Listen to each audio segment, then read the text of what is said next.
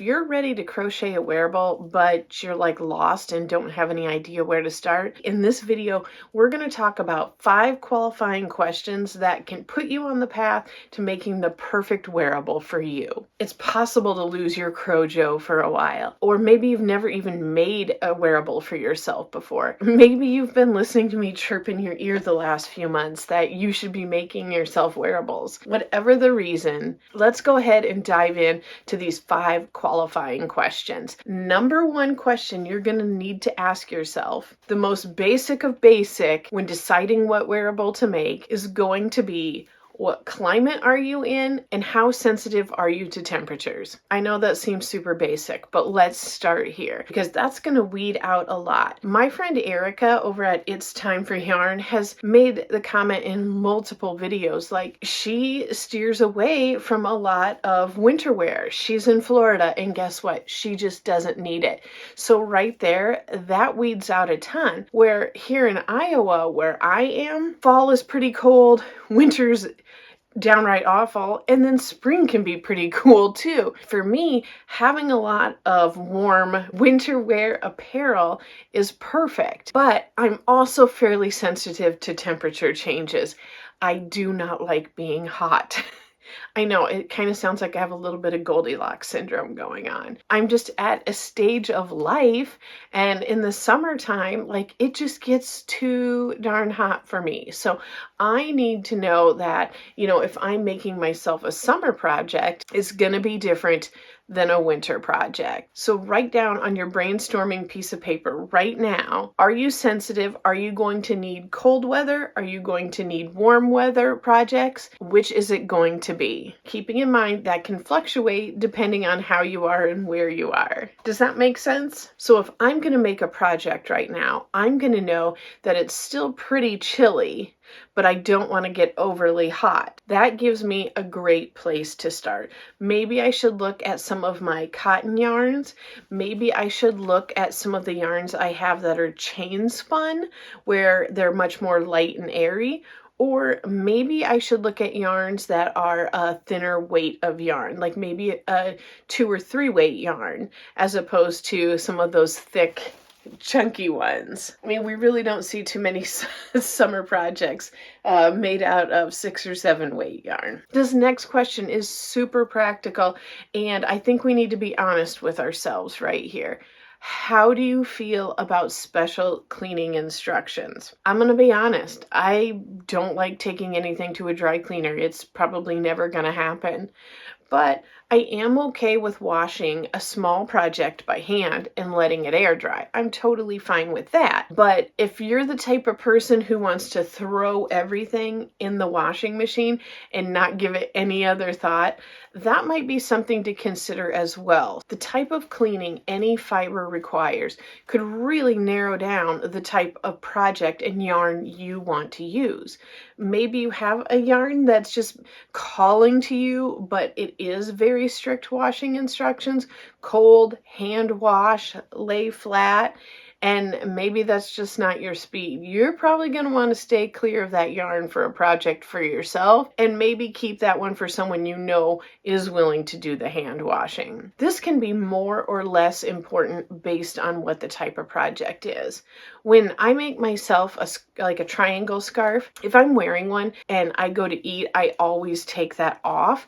So I'm really limiting the risk of that getting dirty. It's not really touching a part of my body that's going to get sweaty or oily. So it's a little bit safer to go ahead and make that triangle scarf out of a little more particular type of yarn. Another thing to consider would be if it's going to have contact with parts of your body that maybe produce more sweat or oil. If you're making a top with sleeves and it's going to have direct contact with your armpit area, how is this yarn going to hold up to the washing that it needs? And are you willing to wash it with those specialty care instructions every single time? Is that something you're willing to do? Are you willing to do it after you're wearing it? Or are you going to let it sit there for a month before you address it?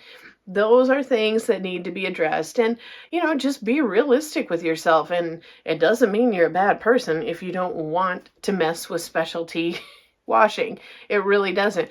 There are just times in our lives when we don't have time, or we have too many other things, balancing on our plate to worry about something like that. So we can eliminate that stress right off the bat if we know realistically we're not going to want to take the time to wash something that might get sweaty. So the next thing I want you to address when finding the perfect project is going to be your personal style. And I say that term, but I feel like most of us either don't really have any clue what our personal style is, or we're working on it and we just haven't figured it out, and that is just fine. But what I want you to do is to take a look at what your requirements are. Are you at work?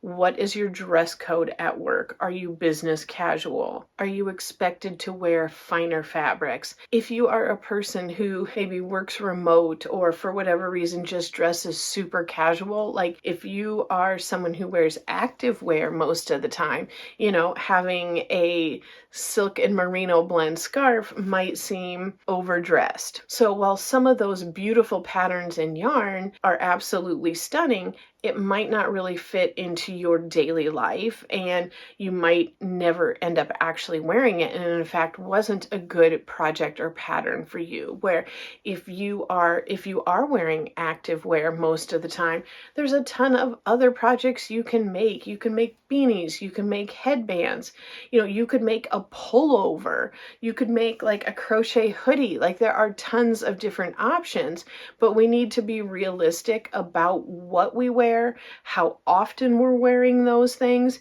and just what our preferences are. And that's not to say that you can't be like both of those things in those examples at different times, but when you're trying to decide on a project that's perfect for you, you need to be realistic and think, what do I spend the most time in? I have a video out, and it's some modifications I did as like a mid or plus size woman for a hexagon cardie. This next issue that I want to talk about is going to be preferences for your body type. I'm not suggesting that people shouldn't dress how it feels good to them and how they want to.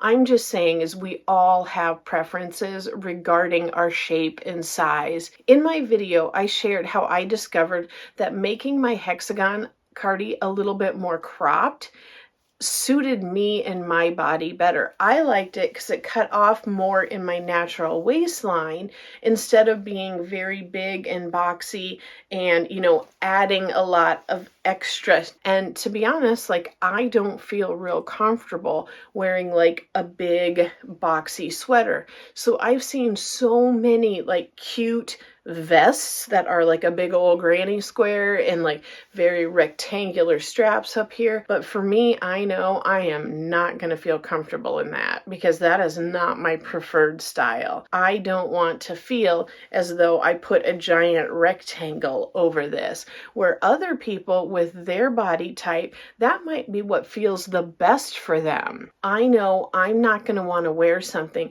that's real tight in my midsection or real clingy in, my lower part of my body. And I've seen tons of different cool column skirts, but I know that's not going to be the perfect pattern for me. And then the fifth qualifier for finding the perfect pattern for your crochet project is going to be your comfort level.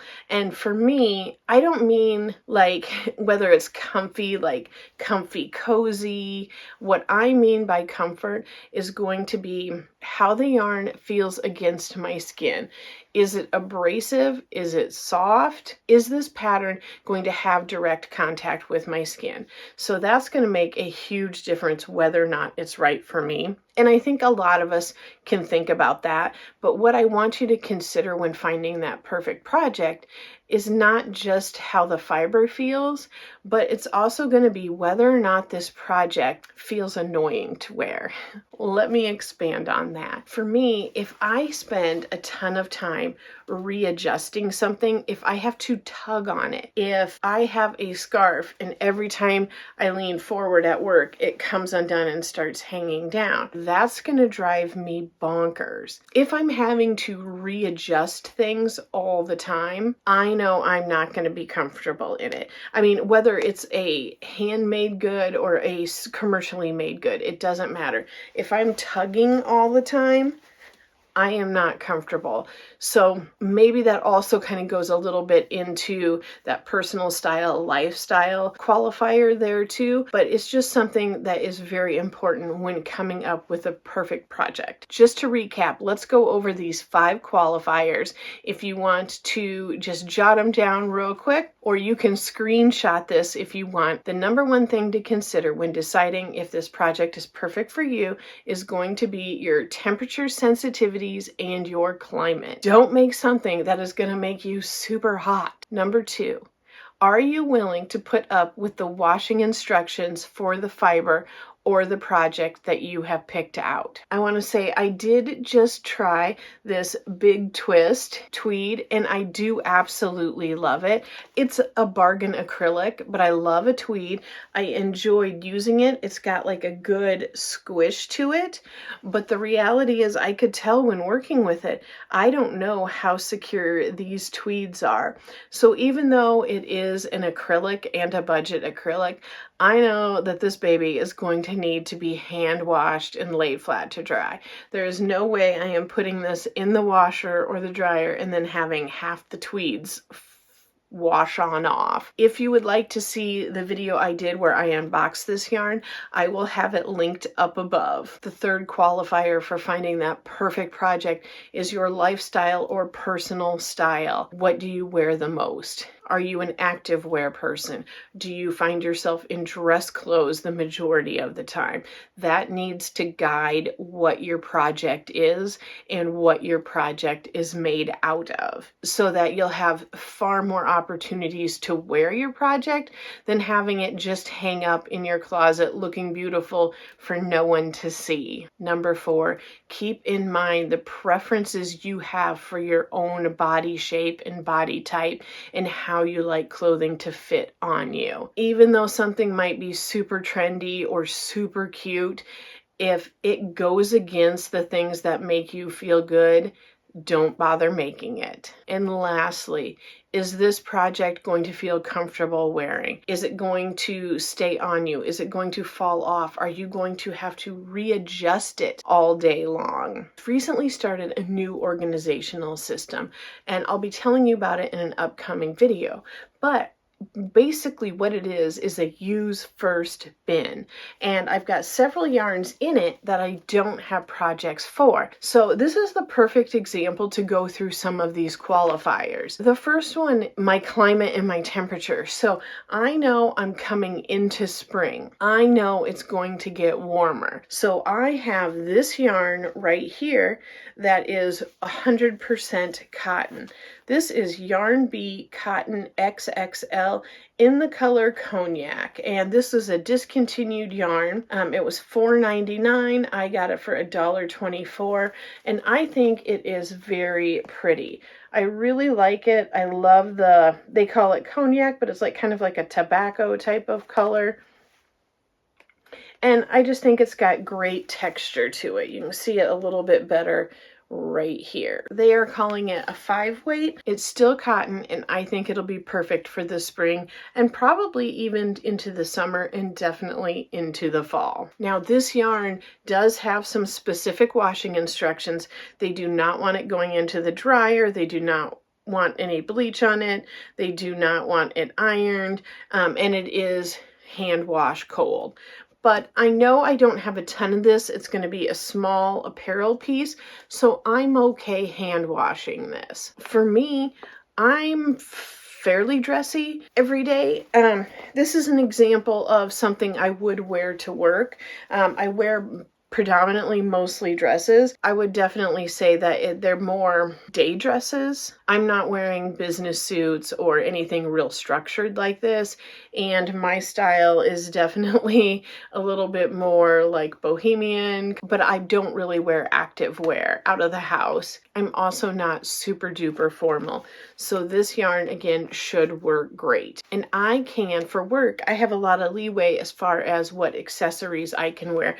I do wear a lot of hats and beanies, but for this, I kind of have in mind a cowl, because I don't have a ton of it, have in mind like a cowl that maybe is a little bit more mesh. Like I'm picturing some double crochets and chain stitches, and just something that kind of hangs, not necessarily for warmth, but more of an accessory. And since there isn't a ton of yardage, I know it will kind of stay up in this area right here.